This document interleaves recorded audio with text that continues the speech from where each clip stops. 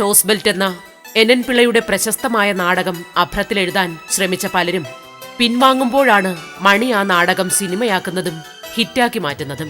മണിയെ cross belt മണിയായി cinema വായിച്ചു തുടങ്ങുന്നതും അവിടം തൊട്ടാണ്. ക്രോസ് ബെൽറ്റ് എന്ന സബ്ജക്റ്റ് പല സംവിധായകരും സിനിമയാക്കാൻ ശ്രമിച്ചു, പക്ഷെ ആരും ധൈര്യപ്പെട്ടില്ല. ഒന്നാമത് അതിൽ കഥാനായകനും കഥാനായികയും തമ്മിലുള്ള ഒരു യുഗ്മഗാനമില്ല, അപ്പോൾ പിന്നെ ഓടിയെന്നുള്ള പ്രേമമില്ല, ഇങ്ങനെയുള്ള ഒരു പ്ലസ് പോയിൻറ്റും ഇല്ല. യഥാർത്ഥത്തിൽ സഹോദരനും സഹോദരിയായിട്ട് കഥാനായകനും കഥാനായികയായിട്ട് വരുന്നത്. അപ്പോൾ അതിലുള്ള ബന്ധങ്ങൾ മനസ്സിലാക്കാറില്ല. അതും ഒരു ഷോർട്ട് പീരീഡ് നടക്കുന്ന ഒരു സബ്ജക്റ്റ്. പക്ഷേ എന്തോ ആ പടം ഞാൻ കംപ്ലീറ്റ് ചെയ്തു, പടം ഡിസ്ട്രിബ്യൂട്ട് കാണിച്ചപ്പോഴേ ആ മനുഷ്യൻ പറഞ്ഞ വാക്ക്, മിസ്റ്റർ മണി, ഞാൻ ഈ പടത്തിൽ തൃപ്തിയല്ല.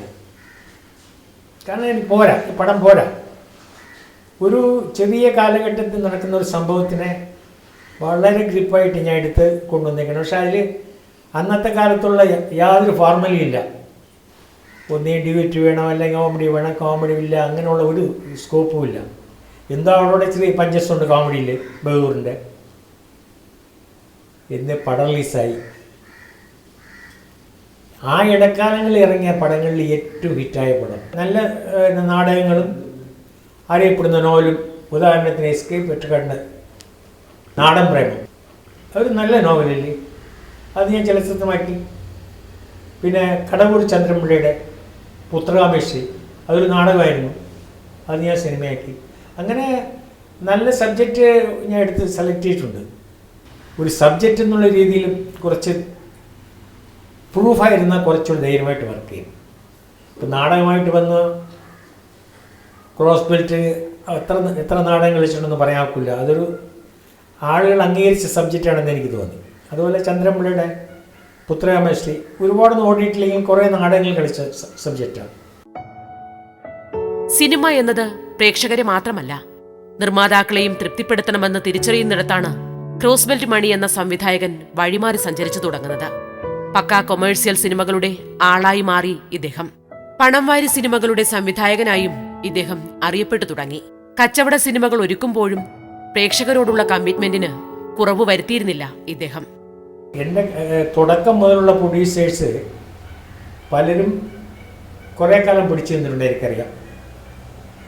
ഉദാഹരണത്തിന് എൻ്റെ ഫസ്റ്റ് പിക്ചർ എടുത്തപ്പോൾ മിസ്റ്റർ പൊന്നപ്പൻ, പിന്നെ മെടുമണിക്ക്, ക്രോസ് ബെൽറ്റ്, പിന്നെ പുള്ളിമാൻ എന്ന സബ്ജക്റ്റ് എടുത്താണ് അങ്ങനെ മതിയാക്കിയത്. അങ്ങനെ പല പ്രൊഡ്യൂസേഴ്സും രണ്ടാമതും പടങ്ങളെടുത്തിട്ടുണ്ട്. പക്ഷേ അവർക്ക് തുടർന്ന് ഇതിൽ നിൽക്കത്തക്ക ഒരു സാമ്പത്തിക ശേഷി കിട്ടിയിട്ടില്ല.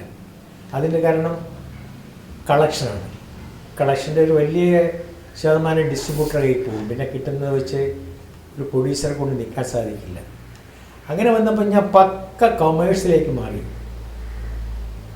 എൻ്റെ പടങ്ങൾ പിന്നെ അങ്ങോട്ട് BNC ആയിരുന്നു മെയിൻ. A സെൻറ്ററിൽ 10 രൂപ കളക്ട് ചെയ്യുന്ന പടം BNCയിൽ 30 രൂപ 60 രൂപ കളക്ഷനായിട്ട് മാറി. അങ്ങനെ വന്നപ്പോൾ പ്രൊഡ്യൂസേഴ്സിനെ നിൽക്കാൻ സാധിച്ചു. ഞാൻ സ്വന്തമായിട്ട് പടമെടുത്തത് ആദ്യം യുദ്ധഭൂമി എന്നായിരുന്നു. കമേഴ്ഷ്യൽ പക്ക ആക്ഷൻ പിക്ചർ, കുതിരകളും അതിൻ്റെ ചേസിങ്ങും മറ്റതും മറിച്ചായിട്ട് പടം BNC ഹിറ്റായി പോയി. അതിനുശേഷം എൻ്റെ പടങ്ങൾ എവിടെ വന്നാലും ഏക്കായിട്ട് BNCയിലായിരിക്കും ഓഫർ.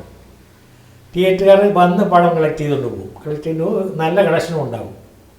അങ്ങനെ എനിക്കും ഞാൻ പ്രൊഡ്യൂസറായിട്ട് മാറിയപ്പോൾ എനിക്ക് പടങ്ങൾ നല്ല ഹെൽപ്പ് ചെയ്തു, എല്ലാ പടങ്ങളും. പക്ഷെ നല്ല പടം എടുത്ത് ചോറ്റാനിക്കരമ്മ നല്ല സബ്ജക്റ്റായിരുന്നു, എനിക്ക് ഇഷ്ടപ്പെട്ടൊരു പടമായിരുന്നു. പാട്ടുകളും അവതരണവും എല്ലാം കൂടെ അത് സാമ്പത്തികമായിട്ട് നല്ല സക്സസ് ആയിരുന്നു പടം.